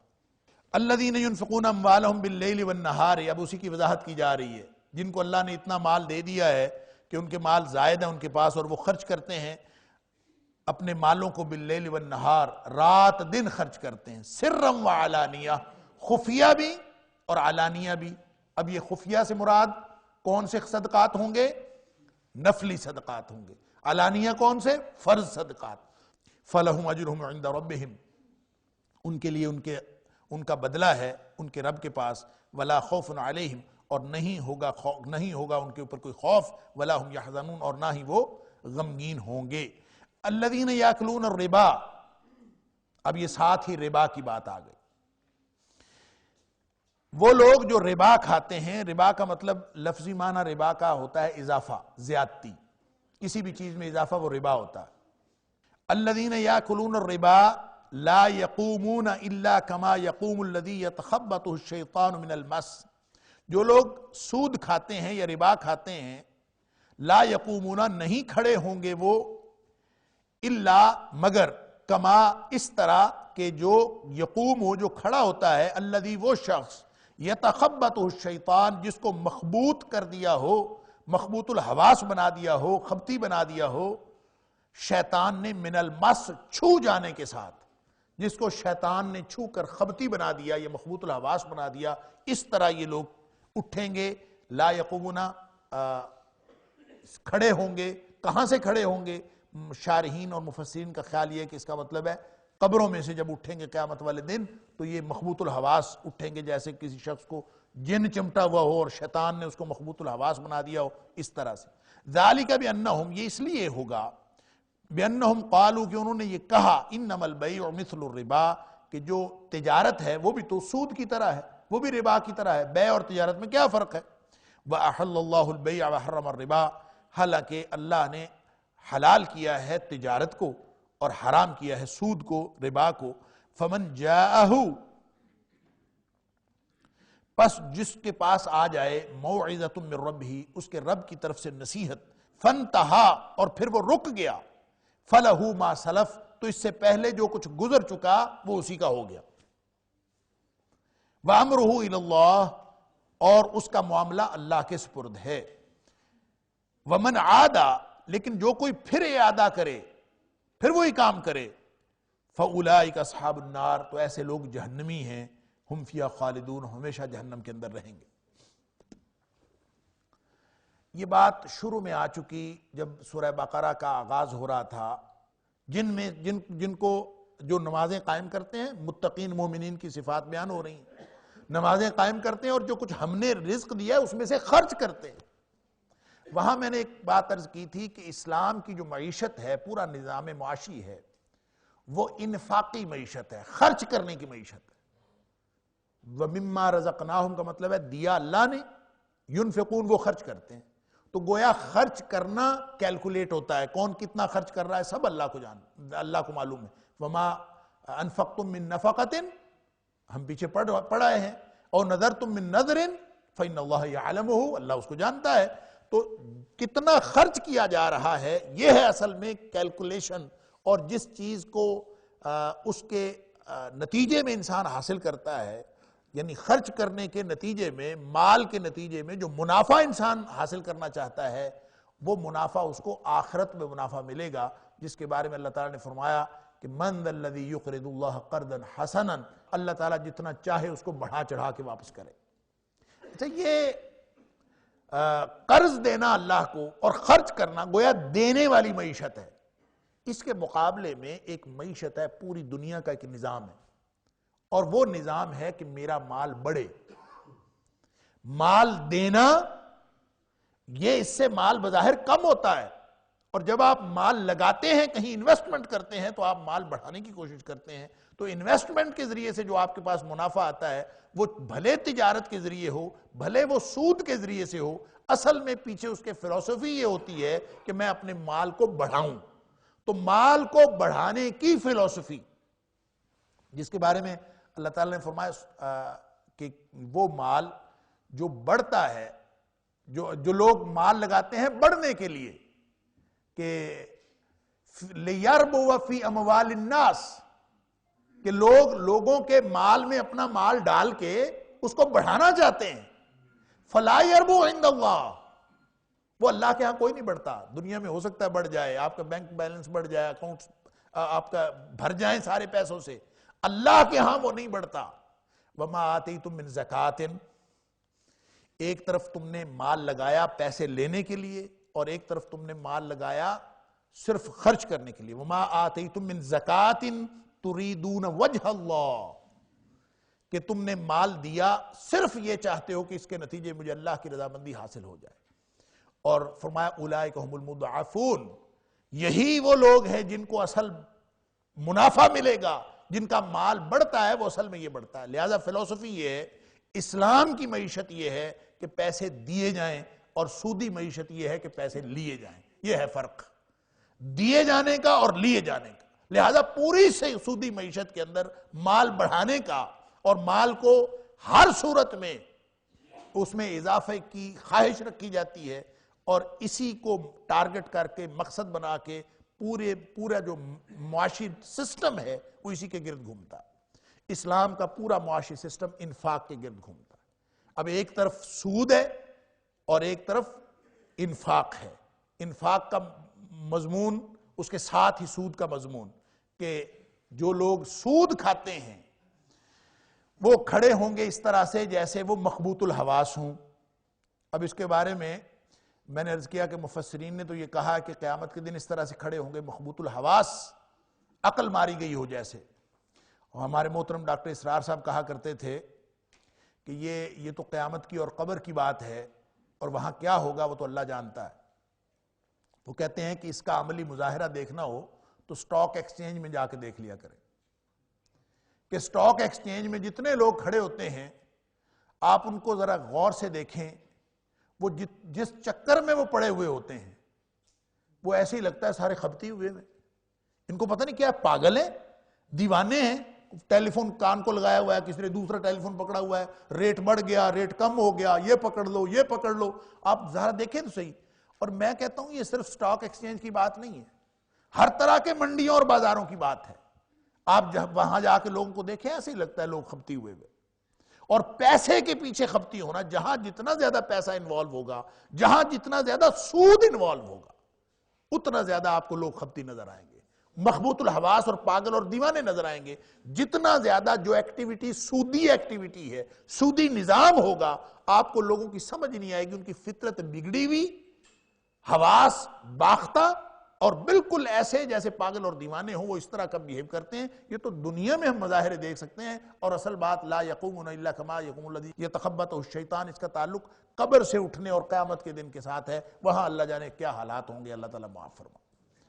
اب مسئلہ یہ ہے کہ سود کو ان کا جو شعور تھا، یعنی ہر دور کے سود خوروں کا شبہ، فرمایا کہ ان کے اس شبے کی وجہ سے سارا کچھ ہوا. کیوں؟ ذالک بانہم قالوا انما البیع مثل الربا. ہمیشہ وہ اس شبے میں پڑے رہے اور لوگوں کو بھی ڈالتے رہے بھئی تجارت میں بھی منافع آتا ہے، سود میں بھی منافع آتا ہے، کیا فرق پڑتا ہے اس سے؟ آپ نے مال خریدا اور اس کو 100 روپے کا مال خرید کے اس کو 10 روپے زائد میں، 5 روپے زائد میں یا 15 روپے زائد میں آپ نے بیچ دیا، آپ کو منافع آ گیا.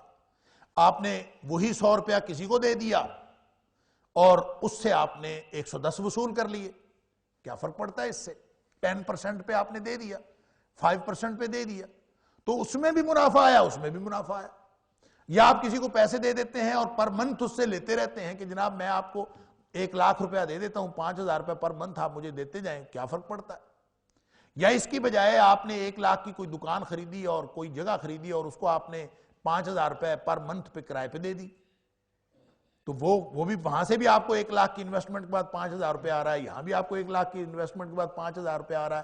تو یہ اس طرح کی اتنی دلیلیں ہیں کہ اس کا نتیجہ یہ نکلتا ہے کہ انسان سوچنے بیٹھ جاتا ہے کہ انما البیع مثل الربا، کہ جیسا وہ ہے ویسا وہ ہے، کیا فرق پڑتا؟ بنیادی بات سمجھ لیجئے، منافع میں حصہ، نفع میں حصہ، اس کی کوئی بھی پرسنٹیج طے ہو جائے تو وہ سود نہیں ہے، وہ تجارت ہے. اور اگر کوئی چیز کیپٹل کے اوپر آپ لے رہے ہیں، کیپٹل کے اوپر، تو وہ سود ہے، وہ تجارت نہیں ہے. یعنی اس کو یوں سمجھ لیجئے کہ دیکھیں سود ہوتا ہے 2 قسم کا. سورہ آل عمران کی آیت نمبر 130 میں بھی اس کا ذکر ہوا، یا ایھا الذین آمنوا لا تأکلوا الربا اضعافا مضاعفا، کہ سود نہ کھاؤ بڑھا چڑھا کر.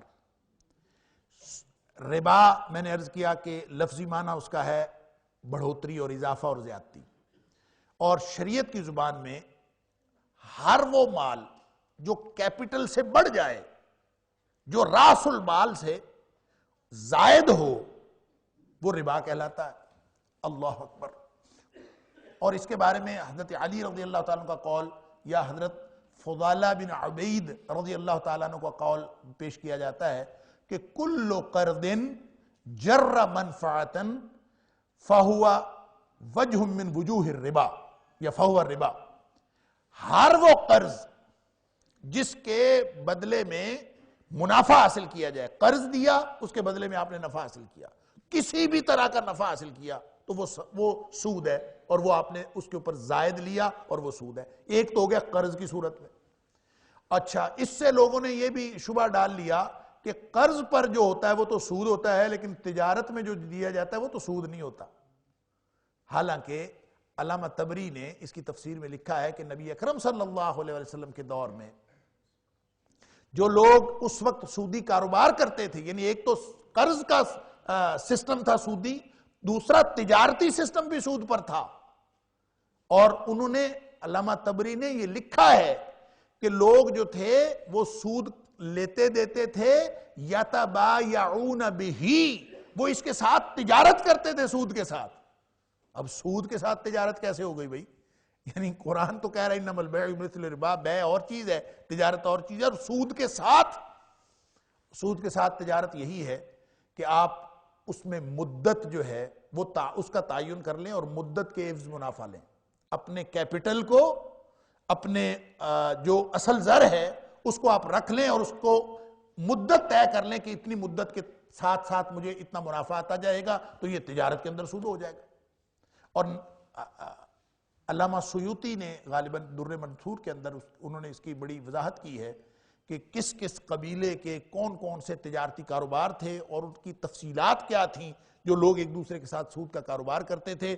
ہوتا کاروبار تھا، یعنی لوگ تجارتی قرضے دیتے تھے اور تجارت کا لین دین کرتے تھے، لیکن وہ ہوتا سودی تھا. تو اس کا مطلب یہ ہوا کہ جو کیپٹل کے اگینسٹ، بس یہ بنیادی جو بات ہے وہ یہی ذہن میں رکھنے کی ہے کہ آپ کیپٹل پر جو پرسنٹیج طے کرتے ہیں وہ سود ہے، اور اگر آپ منافع میں سے کوئی پرسنٹیج طے کرتے ہیں تو وہ تجارت ہے.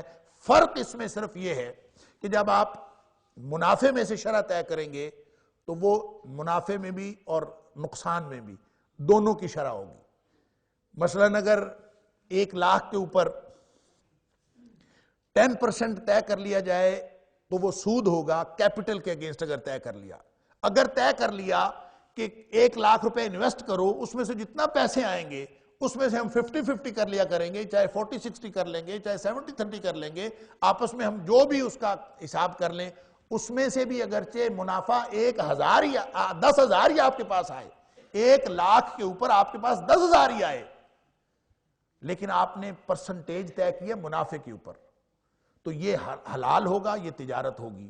اور اگر آپ نے پرسنٹیج طے کی ہے کیپٹل کے اوپر تو یہ حرام ہوگا. اب یہ تو تعلق ہے اس کا جو کاروباری لین دین ہے. جہاں تک قرض کا تعلق ہے تو قرض کے اوپر ذرہ بھر بھی آپ اضافہ کریں گے تو وہ سود ہوگا. مثال کے طور پر ایک تو یہ نا کہ بھائی آپ کسی کو پیسے دیں اور اس کے پیسوں کے بدلے میں آپ اس کے اوپر کچھ زائد کر لیں تو یہ سود ہے. علماء نے یہاں تک لکھا ہے کہ مقروض سے آپ کوئی علاوہ ازیں بھی کوئی فائدہ اٹھائیں اس وجہ سے کہ آپ نے اس کو قرض دیا ہوا ہے، کوئی معاشرتی فائدہ اٹھا لیں تو وہ بھی سود ہے. اس لیے کہ ایسے بھی اسلاف گزرے ہیں کہ جنہوں نے مقروض کے گھر کی دیوار کے سائے میں کھڑا ہونا مناسب نہیں سمجھا کہ کہیں یہ سود میں نہ آ جائے، کہ وہ مقروض ہے میرا، میں اس سے فائدہ اٹھاؤں. اور کلو قرض جر منفعت، ہر وہ قرض جس کے بدلے میں آپ نے کوئی فائدہ حاصل کیا وہ سود ہے. تو لہٰذا جو قرض کے بدلے میں تو کوئی پرسنٹیج کی بات ہے ہی نہیں. آپ کوئی بھی کام کوئی لیں گے مقروض سے یا کوئی بھی اس سے فائدہ لیں گے تو وہ سارے کا سارا سود میں آئے گا. رہ گیا تجارت میں، تو تجارت میں یہ فرق ہے کہ کیپٹل کے اگینسٹ ہوگا، اس میں استحصال ہے نا. اس میں آپ نے تو کہہ دیا کہ یہ 1,00,000 روپے لے لو، میں 5% لیتا جاؤں گا. اب وہ بیچارہ چاہے گھاٹے میں جا رہا ہو چاہے فائدے میں جا رہا ہو. لیکن سودی معیشت یہ کہتی ہے کہ آپ نے کسی کو قرض دیا ہے تو آپ اس سے قرض لیتے وقت زائد لے سکتے ہیں، اور اگر وہ مقررہ مدت پر قرض نہیں واپس کر سکتا تو کوئی بات نہیں، آپ اس کے اوپر اور سود لگا دیں. مثلاً اگر 5% سود لگ رہا ہے تو 1,00,000 کے اوپر 1,05,000 ہو گیا. اب اگلی دفعہ جب سود لگے گا تو 1,05,000 پہ لگے گا. اب اس سے اگلی دفعہ جب لگے گا تو اگر وہ 1,06,000 ہو گئے ہیں تو 1,06,000 پہ لگے گا. علی ھذا القیاس وہ بڑھتا چلا جائے گا. اسی لیے وہاں فرمایا لا تاکلوا الربا اضعاف مضاعفہ، بڑھا چڑھا کے سود نہ کھاؤ. ہر طرح کا سود ہی حرام ہے، لیکن یہ جو ہر قرض کے اوپر سود مرکب، ایک ہے سود مفرد ایک ہے سود مرکب، وہ بھی حرام. سود مرکب بھی حرام، سود مفرد بھی حرام. اور چاہے آپ سود کی کئی قسمیں ہیں، لمبی چوڑی تفصیلات ہیں، اسی لیے نبی پاک صلی اللہ علیہ وسلم نے فرمایا کہ سود کے 70 سے اوپر درجے ہیں. ایسرھا، وہ میں پچھلے دنوں ایک مسئلے کی بات ہو رہی تھی تو کسی سے گفتگو چل رہی تھی کہ یہ جائز ہے ناجائز ہے، جائز ہے ناجائز ہے. تو بالآخر انہوں نے نتیجہ نکالا کہ اگر یہ سود ہے بھی نا تو یہ اس درجے کا نہیں. اللہ اکبر. تو میں نے کہا کس درجے کا ہے پھر اگر اس درجے کا نہیں ہے؟ تو نبی کریم صلی اللہ علیہ وسلم نے فرمایا کہ سود کے 70 سے زیادہ درجے ہیں. وَأَيْسَرُهَا أَن يَنْكِحَ الرَّجُلُ أُمَّهُ، اس کا کم ترین درجے کا گناہ اتنا ہے کہ جیسے کوئی شخص اپنی ماں کے ساتھ بدکاری کا مرتکب ہو. اب یہ ادنا ترین گناہ یہ ہے. اب آپ کس درجے کی بات کر رہے ہیں؟ اس درجے کا سود نہیں ہے، یہ اس درجے کا ہے. یہ کسی بھی درجے کا ہو تو نبی پاک صلی اللہ علیہ وسلم فرماتے ہیں ایسرھا، یہ اس کا کم ترین ہے. اور اس پہ بھی بڑی لمبی گفتگو ہو سکتی ہے کہ نبی اکرم صلی اللہ علیہ وسلم نے ایک مالی معاملے کو ایک اخلاقی معاملے کے ساتھ کیوں اٹیچ کیا. اس لیے کہ معاشرے کے اندر جتنی بد اخلاقی سودی نظام پھیلاتا ہے اتنی بد اخلاقی کوئی اور چیز نہیں پھیلاتی. یعنی رشتوں کا احترام ختم کرتا ہے سود کا نظام. کہ جب آدمی ہر معاملے میں اور سودی معیشت قائم کر کے ہر معاملے میں فائدہ لینا چاہتا ہے تو اس میں خیر خواہی کا اور ایک دوسرے کے احترام کا اور رشتوں کے احترام کا تو سارا تصور ہی ختم ہو جاتا ہے. لہٰذا نتیجتاً جو بد اخلاقی کا نظام معاشرے کے اندر پیدا ہوتا ہے اس کی طرف اشارہ کرنا مقصود ہے کہ ادنا ترین سود بھی اتنے زیادہ معاشرتی مفاسد پھیلاتا ہے کہ اس کا گناہ اتنے مقدس اور محترم رشتے کی پامالی سے بھی بڑھ جاتا ہے. یہ اصل میں بتانا مقصود ہے. تو یہ سود کی جتنی بھی قسمیں ہیں، سود مرکب ہو، سود مفرد ہو، اور پھر سود کی اصل میں دو بڑی قسمیں. ایک کو کہتے ہیں ربا النسیہ اور ایک ہے ربا الفضل. ربا الفضل ہوتا ہے نقد لین دین میں، اور ربا النسیہ ہوتا ہے ادھار لین دین میں. ادھار لین دین میں یا تجارتی ہو سکتا ہے یا قرض ہو سکتا ہے. نقد لین دین میں یہ ہو سکتا ہے کہ آپ ایک ہی جنس کی دو چیزیں ان کا آپس میں تبادلہ کر رہے ہوں اور کسی بھی وجہ کی بنیاد پر آپ اس میں کمی یا زیادتی کریں. ربا چونکہ مطلقاً بڑھوتری ہے تو کمی یا زیادتی کریں. مثال کے طور پر ایک صحابی، اس نے کھجوریں، ایک طرح کی کھجوروں کے بدلے میں دوسری طرح کی کھجوریں لے لی. یعنی کم قیمت کھجوریں دے کے زیادہ قیمت والی کھجوریں، اچھی کھجوریں لے لیں. کم کوالٹی کی دے دی، زیادہ کوالٹی کی، اچھی کوالٹی کی لے لی. اب ظاہر ہے کم کوالٹی کی پھر زیادہ جائیں گی نا، وہ زیادہ دے دی، اس کے بدلے میں تھوڑی لے لی. تو نبی کریم صلی اللہ علیہ وسلم نے فرمایا کہ یہ حرام ہے، یہی سود ہے. آپ نے فرمایا جا کے پہلے ان کھجوروں کو کسی دوسرے مال کے بدلے میں بیچو، پھر بازار سے انہی کھجوروں کو خرید لو، چاہے اتنی کھجوریں آئیں. ایک جنس کے مقابلے میں اسی جنس کو لینا اور کمی زیادتی کرنا یہ سود ہے. اس کی دور حاضر میں، یعنی ویسے تو یہ بڑی عجیب سی بات لگتی ہے کہ یہ کیسے، اس کی ضرورت کب پڑتی ہے؟ اس دور میں جہاں کموڈیٹیز کا ہی تبادلہ ہوتا تھا، اس دور میں لوگ اس کو بخوبی سمجھتے تھے. آج کل ہم عام طور پہ اس طرح کرتے نہیں ہیں، اس لیے ہمیں اس بات کی سمجھ نہیں آتی اس کی ضرورت کب پڑتی ہے. اس کی بہترین مثال جو آج کے دور میں رائج ہے وہ کرنسی نوٹوں کا کاروبار ہے. یعنی کرنسی نوٹ جو آپ 100 روپے والی جو ایک آپ لیتے ہیں دتھی، تو وہ ایک گڈی کتنے کی ہوتی ہے؟ 10,000 کی. تو آپ جب لیتے ہیں نئے نوٹ، پرانے نوٹ دے کے آپ نئے نوٹ لیتے ہیں تو آپ اس کے اوپر 100 روپے زائد دیتے ہیں، 50 روپے زائد دیتے ہیں. یہ ہے سود، ربا الفضل، اور کلیئر کٹ سود ہے. ایک جنس کی چیز کو جب ایک اسی جنس کے ساتھ، پرانے نئے نوٹوں کا کیا فرق ہے؟ وہ بھی اتنی اہمیت رکھتے ہیں، وہ بھی اتنی اہمیت رکھتے ہیں. تو اگر آپ یا تو جنس کا یا تو آپ تبادلہ کرتے وقت جنس بدل دیں. مثلا اگر کرنسی نوٹوں کا کاروبار اس طرح سے ہو کہ آپ پہلے اپنے نوٹوں کو ڈالروں کے عوض بیچ دیں، ریالوں کے عوض بیچ دیں، درہم خرید لیں، کوئی اور کرنسی خرید لیں، جنس بدل گئی. اب جنس بدلنے کے بعد پھر آپ نے یہ والی کرنسی خریدی تو پھر ٹھیک ہے، پھر جائز ہو جائے گا. یعنی جو نبی پاک صلی اللہ علیہ وسلم فرمایا تھا کہ پہلے کھجوریں جا کے کسی اور چیز کے عوض بیچو بازار میں، پھر آپ اس کے بدلے میں یہ والی کھجوریں خریدو، پھر ٹھیک ہے. پھر آپ کو گھاٹا پڑے، آپ کو اس میں منافع ہو، پھر کوئی حرج نہیں. لیکن اگر ایک ہی جنس میں آپ زائد کریں گے، زائد مال دیں گے یا کم کریں گے تو یہ سود ہوگا. اس لیے کرنسی نوٹوں کا کاروبار ہو یا کوئی بھی کاروبار ہو، جب جنس ایک طرح کی ہوتی ہے تو اس میں آپ کو پہلے مارکیٹ میں فروخت کرنا چاہیے. اور پھر مارکیٹ میں ایک شخص کے پاس اینک ہو، دوسرے کے پاس بھی اینک ہے، وہ کہے کہ میری اچھی اینک ہے، تیری اینک اچھی نہیں ہے، ٹھیک ہے، لہٰذا تو ساتھ مجھے 5,000 روپے دے دے یا 500 روپے دے دے یا 50 روپے مجھے ساتھ دے دے اور ساتھ اینک کا تبادلہ کر لے، تو یہ سود ہوگا. اس لیے کہ آپ نے، اگر آپ کی اینک مہنگی ہے تو آپ بازار میں فروخت کریں، بازار میں فروخت کر کے بعد میں ان کی اینک خرید لیں. علی ھذا القیاس اگر اس میں جنس تبدیل نہیں ہوئی، ہاں اگر اینک اور گھڑی کا تبادلہ ہو تو پھر ہو سکتا ہے آپ کہیں کہ میری اینک رکھ لو، گھڑی دے دو، گھڑی رکھ لو، اینک دے دو، ٹھیک ہے آپ کر سکتے ہیں. وہ مہنگا ہو سستا ہو، جنس بدل گئی. علی ھذا القیاس جنس بدلے گی تو ربا سے بچا جائے گا. اگر جنس نہیں بدلی تو ایک ہی جنس میں جب آپ زائد چیز لیں گے تو یہ سود ہوگا، یہ ربا الفضل ہے. اور اگر ادھار میں یا تجارت میں جب بھی آپ مدت کے کوئی بڑھوتری لیتے ہیں، اضافہ لیتے ہیں، تو وہ سارے کا سارا سود ہوگا. واللہ اعلم، اور اس کی تفصیلات بعد میں دیکھی جا سکتی ہیں.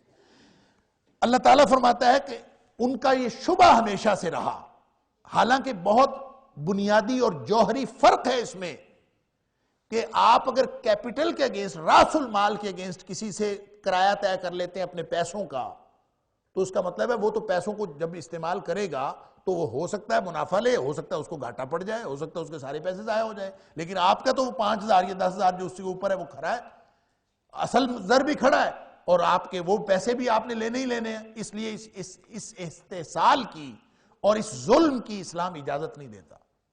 تو فرمایا کہ ان کو سمجھ نہیں آتی، وہ کہتے ہیں انما البیع مثل الربا، اسی طرح یہ ہے، حالانکہ وَأَحَلَّ اللَّهُ الْبَيْعَ وَحَرَّمَ الرِّبَا، اللہ نے تجارت کو حلال کیا ہے اور سود کو حرام کیا ہے۔ اب اللہ تعالیٰ فرماتے ہیں کہ جب یہ نصیحت آ جائے نا، فَمَنْ جَاءَهُ مَوْعِظَةٌ مِّن رَّبِّهِ فَانْتَهَىٰ، جب یہ آ گیا حکم اللہ کا کہ یہ حرام ہے تو فوراً رک جاؤ۔ اللہ اکبر۔ لوگوں نے کہا ہے کہ اس کا تعلق اس وقت، اور مترجمین بھی اور مفسرین بھی اکثر وہ اس طرف گئے ہیں کہ اس کا تعلق ہے اس وقت کے احکام کے ساتھ کہ جس سے پہلے سودی معیشت جاری تھی اور ایک دم اللہ کا حکم آ گیا کہ یہ حرام ہے۔ اب حرام ہے تو اب تک بہت سارے لوگ سود کھا چکے ہیں، بہت سارے لوگوں نے سودی کاروبار کیا ہوا ہے، بہت سارے لوگوں نے سودی قرضے دیے ہوئے ہیں، بہت سارا کام سود پہ ہو چکا ہے۔ فرمایا فنتہا، جو رک گیا نا، فَلَهُ مَا سَلَف، اس وقت جس کے پاس جو جو مال ہے وہ اس کا ہے، فَلَهُ مَا سَلَف، جو گزر چکا وہ اسی کا ہے، لیکن آج رک جائے، فوراً کٹ لگا دے۔ اگلی آیت پھر اس کی وضاحت کرتی ہے کہ اللہ سے ڈرو اور چھوڑ دو ہر طرح کا سود، فوراً چھوڑ دو۔ اچھا، اس لیے اس سے ایک تو معنی یہ ہے کہ اس وقت جب سودی معیشت تھی اور حکم آ گیا، اللہ کا حکم آ گیا، اور اسی وقت جو ہے اس کو چھوڑ دو، وَأَمْرُهُ إِلَى اللَّهِ، تم اس کو چھوڑ دو، اس کے سارا معاملہ اللہ کے پاس ہے۔ کیا مطلب؟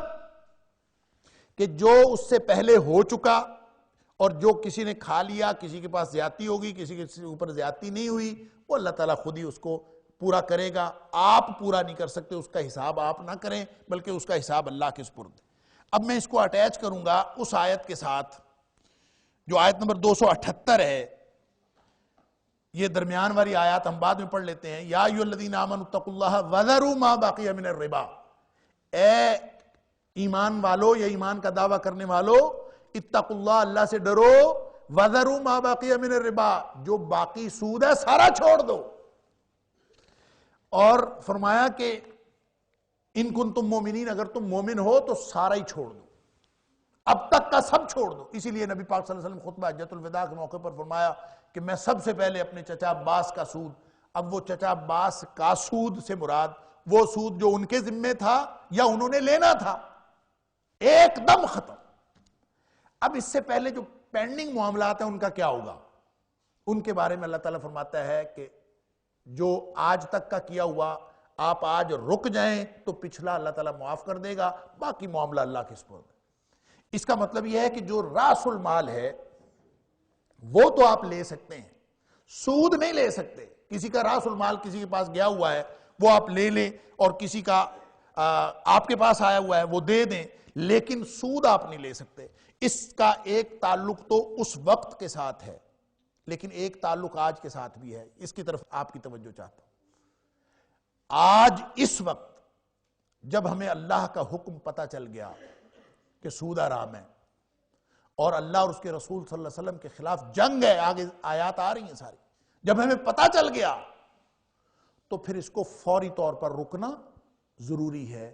فنتہا، فوری طور پر رک گیا، پھر بچے گا اگر نہیں رکتا، ومن عاد فاولئک اصحاب النار، جو نہیں رکتا تو پھر وہ تو آگ والے ہیں۔ اس لیے میرے چچا محترم فرمایا کرتے تھے، مولانا معین الدین لکھوی رحمۃ اللہ علیہ، انہوں نے پارلیمنٹ کے فلور پہ بھی یہ کہا، انہوں نے کہا کہ قرآن کے اس حکم سے ہمیں ایک طرز عمل اللہ تعالیٰ بتا رہا ہے کہ ہم پوری دنیا کو جتنا بھی سود ہم نے دینا ہے اور جتنا بھی ہم نے سود لینا ہے، ہم فوری طور پہ اس کو ختم کر دیں، اعلان کر دیں کہ ہم نے آج کے بعد سودی کاروبار نہیں کرنا، اور اصل زر دیں گے، اصل زر لیں گے، تو کتنے قرضے کم ہو جائیں گے فوری طور پر؟ وہ کہتے ہیں کہ لوگ مانیں یا نہ مانیں، جب اللہ کہہ رہا ہے وَأَمْرُهُ إِلَى اللَّهِ، جب اللہ اپنے ذمے لے رہا ہے تو تمہیں پریشانی کس بات کی ہے کہ وَأَمْرُهُ إِلَى اللَّهِ، سارا معاملہ اللہ کے ہاتھ میں ہے، تمہارے ذمے اللہ تعالیٰ یہ لگا رہا ہے کہ جب اللہ کی طرف سے نصیحت آ گئی تو فَانْتَهَا، فوراً رک جاؤ، فَلَهُ مَا سَلَف، گزرا ہوا سارا تمہارا، جس نے لے لیا اس نے لے لیا، جس نے دے دیا اس نے دے دیا، آج کے بعد سودی کاروبار نہیں ہوگا۔ اگر ہم اس پر ایمان رکھ کے دنیا کے ساتھ معاملہ کریں گے تو ہمارے معاملات آج سے سیدھے ہو سکتے ہیں، لیکن ہم تو ہیں وَمَنْ عَادَ وَمَنْ عَادَ وَمَنْ عَادَ، اللہ تعالیٰ معاف فرمائے، ہم تو لگے ہوئے اسی کام پہ۔ ہم کہتے ہیں سود حرام ہے، سارا کاروبار سودی چل رہا ہے، دنیا کے ساتھ سارا کاروبار سودی چل رہا ہے۔ انٹرنلی جو ہم اپنے داخلی معاملات کو سود سے پاک نہیں کر سکے تو ہم نے خارجی معاملات سود سے پاک کیا کرنے ہیں؟ تو طرز عمل یہی ہے کہ ہم اس سے رک جائیں، اگر نہیں رکتے تو پھر آگے اللہ تعالیٰ نے وعید بھی سنائی ہے۔ اب درمیان والی آیت پڑھ لیتے ہیں، یمحق اللہ الربا ویربی الصدقات واللہ لا یحب کل کفار اثیم۔ مٹاتا ہے اللہ تعالیٰ ربا کو اور پالتا ہے اللہ تعالیٰ صدقات کو، واللہ لا یحب، اور اللہ تعالیٰ نہیں پسند کرتا کل کفار اثیم، ہر اس شخص کو جو ناشکرا ہو اور گناہ کرنے والا ہو۔ دیکھیں اثیم کا اور اسم کا معنی میں پہلے آپ کو بتا چکا ہوں کہ ویسے تو اس کا معنی گناہ ہے مرادی طور پر، جب آپ لغت کے اعتبار سے دیکھتے ہیں تو اسم کا معنی ہوتا ہے کسی چیز کی کمی کرنا، تو کفار کا مطلب ہوتا ہے ناشکرا۔ تو اللہ تعالیٰ فرما رہے ہیں کہ اللہ ناشکرے کو اور مال روکنے والے کو پسند نہیں کرتے۔ اللہ تعالیٰ یہ چاہتے ہیں کہ تمہیں جس کو اللہ نے مال دیا ہے وہ اللہ کا شکر بھی کرے اور مال کھول دے لوگوں کے لیے، روکے نہیں بلکہ کھول دے، اور لوگوں کو مال انفاق دیا کرے، خرچ کیا کرے، روکے نہیں۔ اللہ تعالیٰ ایسے لوگوں کو پسند کرتا ہے، شکر گزاروں کو، جو اپنے اللہ کی دی ہوئی نعمت کا شکر کرتے ہیں۔ یمحق اللہ الربا، بظاہر سود سے مال بڑھتا ہے، کوئی دنیا میں ایسی کوئی پرسنٹیج نہیں ہے جہاں سود سے مال کم ہوتا ہو، سود تو ہوتا ہی اضافہ ہے، ربا ہوتا ہی اضافہ ہے۔ تو پوری دنیا میں جہاں کہیں بھی یہ انفرادی اور اجتماعی طور پر سود کا کام کیا جاتا ہے، بظاہر اس کے اندر بہت زیادہ فوائد نظر آتے ہیں، مال بڑھتا ہوا نظر آتا ہے۔ اللہ تعالیٰ فرماتے ہیں یمحق اللہ الربا، اللہ سود کو مٹاتا ہے۔ کیا مطلب؟ الٹیمیٹلی اس تجارت کے اندر اس میں کبھی فائدہ نہیں ہوتا، اور اب آج کل تو پوری دنیا اس کو تسلیم کیے جا رہی ہے، اور جو لوگ اکنامکس کے ماہر ہیں وہ جانتے ہیں کہ پوری دنیا میں سود کی شرح کم ہوتے ہوتے ہوتے ہوتے اکثر ممالک کے اندر 0% ہو گئی، کیونکہ ان کو پتا ہے کہ الٹیمیٹلی اس میں فائدہ نہیں ہوتا۔ انہوں نے اپنی کیلکولیشن کر لی ہے، ہمیں اللہ کی کیلکولیشن پہ یقین نہیں آیا، اور انہوں نے اپنی کیلکولیشن کے بعد یہ نتیجہ نکالا ہے کہ یہ بالآخر اس سے فائدہ نہیں ہوتا، لہذا آہستہ آہستہ آہستہ آہستہ کم کی جا رہی ہے، اور کرتے کرتے بہت ساری جگہوں پہ 0% ہو گیا۔ تو اللہ تعالیٰ فرماتے ہیں کہ اللہ سود کے نظام کو کبھی ہو نہیں سکتا کہ سودی سسٹم ہو اور وہ الٹیمیٹلی فائدہ مند ہو، اللہ تو اس کو مٹاتا ہے۔ وَيُرْبِ الصَّدَقَاتِ، جو خرچ کیا جاتا ہے، یہ پورا نظام انفاقی اور کسبی کا ہے۔ اسلامی معیشت انفاقی، سودی معیشت کسبی، کماؤ، آنے دو، یہ جانے کی بات ہے، وہ آنے کی بات ہے۔ تو اللہ تعالیٰ فرماتا ہے جو دیتا ہے اس کو اللہ پالتا ہے، یربِ الصدقات، جو دیتا ہے اس کو اللہ پالتا ہے، اور جو لیتا ہے اس کو اللہ مٹاتا ہے۔ لہذا بظاہر مال کم ہوتا نظر آتا ہے، حقیقت میں مال بڑھتا ہے، اور جو بظاہر مال زیادہ ہوتا نظر آتا ہے حقیقت میں مال کم ہوتا ہے۔ اور وہ حدیث جو پہلے بھی آپ سن چکے ہیں کہ نبی کریم صلی اللہ علیہ وسلم فرمایا ما ناقصت صدقۃ من مال، صدقے سے جو آپ کو مال جاتا ہوا دکھائی دیتا ہے حقیقت میں کبھی بھی صدقہ مال کو کم نہیں کرتا، مال کو بڑھاتا ہے۔ اور وہ جو میں نے عرض کیا کہ وما آتیتم، قرآن کہتا ہے وما آتیتم من زکات، جو تم 2.5% کمی کرو گے، تریدون وجہ اللہ، تم چاہتے ہو اللہ کی رضا مندی، اولئک هم المضعفون، یہ ہے اصل جن کا منافع ہے، جن کا پیسہ بڑھتا ہے وہ یہ ہیں۔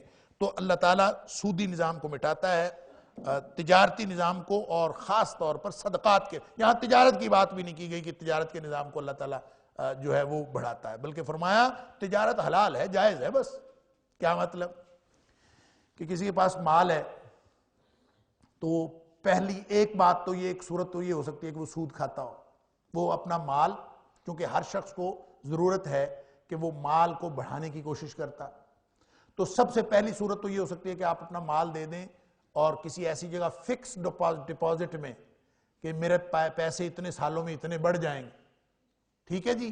سب سے پہلا مصرف جو انسان کے ذہن میں آتا ہے وہ یہ ہے، قطعاً حرام۔ دوسری صورت یہ ہو سکتی ہے کہ آپ اس کو قرض دے دیں کسی کو اور کہیں کہ وہ اس قرض سے مجھے جب واپس آئے تو اس کے ساتھ منافع آئے، ایک تو بینک میں رکھوا دیا یا کسی انڈیویجول کو دے دیا، اس کے ذریعے منافع آئے، حرام۔ ایک صورت یہ ہو سکتی ہے کہ آپ مال کسی کو دے دیں اور اس کو کہیں کہ چلے تم تجارت کر لو، تجارت کرو، جو منافع آئے اس میں سے مجھے دے دینا، اس میں سے آدھا میرا آدھا تمہارا، یہ جو بھی آپ طے کر لیں، اس کو کہتے ہیں مزاربت۔ تو مزاربت اسلام نے جائز قرار دی ہے۔ آپ یہ کر سکتے ہیں کہ کسی کو مال دے کے اس سے کاروبار کروا لیں اور کاروبار کے نتیجے میں جو منافع ہو اس میں سے آدھا آپ لے لیں، آدھا اس کو دے دیں، یا 40-60 کر لیں، 30-70 جو بھی آپ پرسنٹیج طے کر لیں، یہ جائز ہے، حلال ہے، لیکن مطلوب نہیں ہے۔ حلال ہے، مطلوب اور مقصود یہ نہیں ہے۔ مطلوب اور مقصود پتہ کیا ہے؟ وہ یہ ہے کہ تم کسی کو قرض حسنہ دے دو، یعنی مال تمہارے پاس پڑا ہے نا، تو اس کو تیسری صورت یہ ہو سکتی ہے کہ جن لوگوں کو ضرورت ہے آپ ان کو قرض حسنہ دے دو تاکہ وہ جب تک استعمال کر سکیں، وہ کرنا چاہیں کریں، اور جب واپس کر سکیں تو واپس کر دیں۔ اور تیسری صورت یہ ہو سکتی ہے کہ ویسے ہی خیرات کر دیا کرو۔ یعنی یہ 4 صورتیں مال کی ہیں۔ پہلی صورت بالکل حرام، دوسری صورت جائز، اور تیسری اور چوتھی مطلوب ہے کہ انسان اللہ کے راستے میں دے، مال خرچ کرے۔ ایسی معیشت اسلام قائم کرنا چاہتا ہے جس میں مال دینے کی بات ہو، مال لینے کی بات نہ ہو۔ اور اللہ تعالیٰ ناشکروں کو پسند نہیں کرتا۔ اس کی وضاحت فرمائی، اللہ پسند کس کو کرتا ہے؟ ان الذین آمنوا وعملوا الصالحات واقاموا الصلاۃ وآتوا الزکاۃ، نمازیں قائم کرتے ہیں، ایمان والے ہیں، کردار بناتے ہیں، اعلیٰ کردار کے مالک ہیں، واقاموا الصلاۃ، نمازیں انہوں نے قائم کی، وآتوا الزکاۃ، زکوٰۃ وہ دیتے ہیں، لہم اجرہم عند ربہم ولا خوف علیہم ولا ہم یحزنون، ان کے لیے اجر ہے اللہ کے پاس اور ان کے اوپر نہ کوئی خوف ہوگا، نہ کوئی غم کھائیں گے۔ اگلی آیت نمبر 278 ہم پڑھ چکے ہیں، ایمان والو ڈر جاؤ اللہ سے اور چھوڑ دو جو کوئی بھی سود باقی ہے، یعنی باقی سود سب چھوڑ دو۔ ان کنتم مومنین، اگر ایمان ہے تو، ہم دعویٰ ایمان کا کرتے ہیں، چھوڑتے نہیں۔ فَإِن لَمْ تَفْعَلُوا، اگر تم نہیں کرتے تو مرضی ہے تمہاری، نہ کرو، لیکن ایک بات کے لیے تیار رہو، فَأْذَنُوا بِحَرْبٍ مِّنَ اللَّهِ وَرَسُولِهِ، اللہ اور اس کے رسول صلی اللہ علیہ وسلم کے خلاف جنگ کے لیے تیار ہو جاؤ۔ فَأْذَنُوا، اللہ اکبر، تو خبردار ہو جاؤ، بِحَرْبٍ مِّنَ اللَّهِ وَرَسُولِهِ، اللہ اور اس کے رسول صلی اللہ علیہ وسلم کے ساتھ جنگ کے لیے۔ اس کا کیا مطلب ہے کہ جنگ کے لیے تیار ہو جاؤ؟ اس کا مطلب یہ بھی ہو سکتا ہے کہ یہ اتنا بڑا جرم ہے جیسے مانوی طور پر اللہ اور اس کے رسول صلی اللہ علیہ وسلم کے خلاف جنگ، اور اس پر بہت سارے صحابہ کرام اور تابعین نے اپنی رائے دی ہے۔ حضرت ابن عباس رضی اللہ تعالیٰ عنہ، بعد ازاں حضرت حسن بصری رحمۃ اللہ علیہ، اور مختلف جو اہل علم ہیں ان کی رائے یہ ہے کہ یہ اللہ اور اس کے رسول صلی اللہ علیہ وسلم کے خلاف جنگ کا مطلب یہ ہے کہ وہ شخص جو سود کھاتا ہے اور باز نہیں آتا، اس کو ریاست بزور اور قوت کے ساتھ اس کو روکے کہ تم سود کھانا بند کرو، اور اس کو حکم دے کہ تم سود کھانا بند کرو، اور اگر وہ بند نہ کرے تو اس کو قتل کرنا جائز ہے۔ فَأَذَنُوا بِحَرْبٍ مِّنَ اللَّهِ وَرَسُولِهِ سے انہوں نے مسئلہ نکالا ہے حضرت ابن عباس رضی اللہ تعالیٰ عنہ نے، کہ اس کا مطلب یہ ہے کہ ریاست جس کو روکتی ہے کہ تم سود نہ کھاؤ اور روکنے کے باوجود وہ سود کھاتا ہے، تو اس جنگ کا مطلب یہ ہے کہ اب اس کی جنگ جو ہے سلطان کرے گا، سٹیٹ کرے گی، اور سٹیٹ جو ہے اس کو قتل کر دے جو سود کھانے سے باز نہیں آتا. اللہ اکبر. لیکن ہم تو اس کے فَإِن لَمْ تَفْعَلُوا، اللہ تعالیٰ معاف فرمائے، ہم کہاں کھڑے ہیں؟ اللہ اور اس کے رسول صلی اللہ علیہ وسلم کے ساتھ جنگ کرنے والی قوم کبھی کامیاب ہو سکتی؟ فرمایا وَإِن تُبْتُمْ، سبحان اللہ، اگر اللہ کا حکم سنتے ہی تم نے توبہ کر لی، وہی بات جو پہلے آئی تھی، فَانْتَہَا، رک گیا. یہاں فرما رہا ہے وَإِن تُبْتُمْ، اور اگر تم نے توبہ کر لی، فَلَكُمْ رُؤُوسُ أَمْوَالِكُمْ لَا تَظْلِمُونَ وَلَا تُظْلَمُونَ. تو یہاں پہ رک جانے کا مطلب یہ ہے آج کے بعد باقی ڈیلنگ بغیر سود کے ہوگی. آج رک جاؤ، اس سے پہلے جو کچھ ہو گیا اس کا معاملہ اللہ کے پاس. آج کے بعد جو باقی ڈیلنگ ہوگی وہ کیپٹل جو آپ کی انویسٹمنٹ ہے، فَلَكُمْ رُؤُوسُ أَمْوَالِكُمْ، جو تمہارے راس المال ہیں، جو تمہارا اصل زر ہے، وہ تمہیں واپس کیا جائے گا اگر تمہارا کسی کے پاس ہے. اگر تمہارے پاس کسی کا ہے تو تم اصل زر واپس کرو گے. یہ ہے وہ پالیسی جس کا میں نے ابھی ذکر کیا کہ ہم انڈیویجول لیول پہ بھی اور قومی سطح پہ بھی اور انٹرنیشنل سطح پر بھی اس پالیسی کو اگر اپنا لیا جائے تو یہ ہے اللہ کی دی ہوئی پالیسی کہ فوراً اس کو بند کرو. اور پھر ظاہر ہے اللہ تعالیٰ یہ تو نہیں چاہتا کہ تم کسی کا اصل مال ہی دبا لو یا تمہارا کوئی اصل زر ہی کوئی دبا لے، یہ اللہ تعالیٰ نہیں چاہتا. لا تظلمون، نہ تم ظلم کرو، ولا تظلمون، نہ تم ظلم کیے جاؤ. یعنی نہ تو تم کسی کا مال دباؤ اصل زر، اور نہ ہی کوئی تمہارا اصل زر دبائے. اس طرح کی اگر کوئی پالیسی اختیار کرو گے تو تمہاری دنیا اور آخرت بہتر ہو سکتی ہے. اللہ تعالیٰ مجھے اور آپ کو قرآن سمجھنے اور عمل کرنے کی توفیق عطا فرمائے. وآخر دعوانا ان الحمد للہ رب العالمین.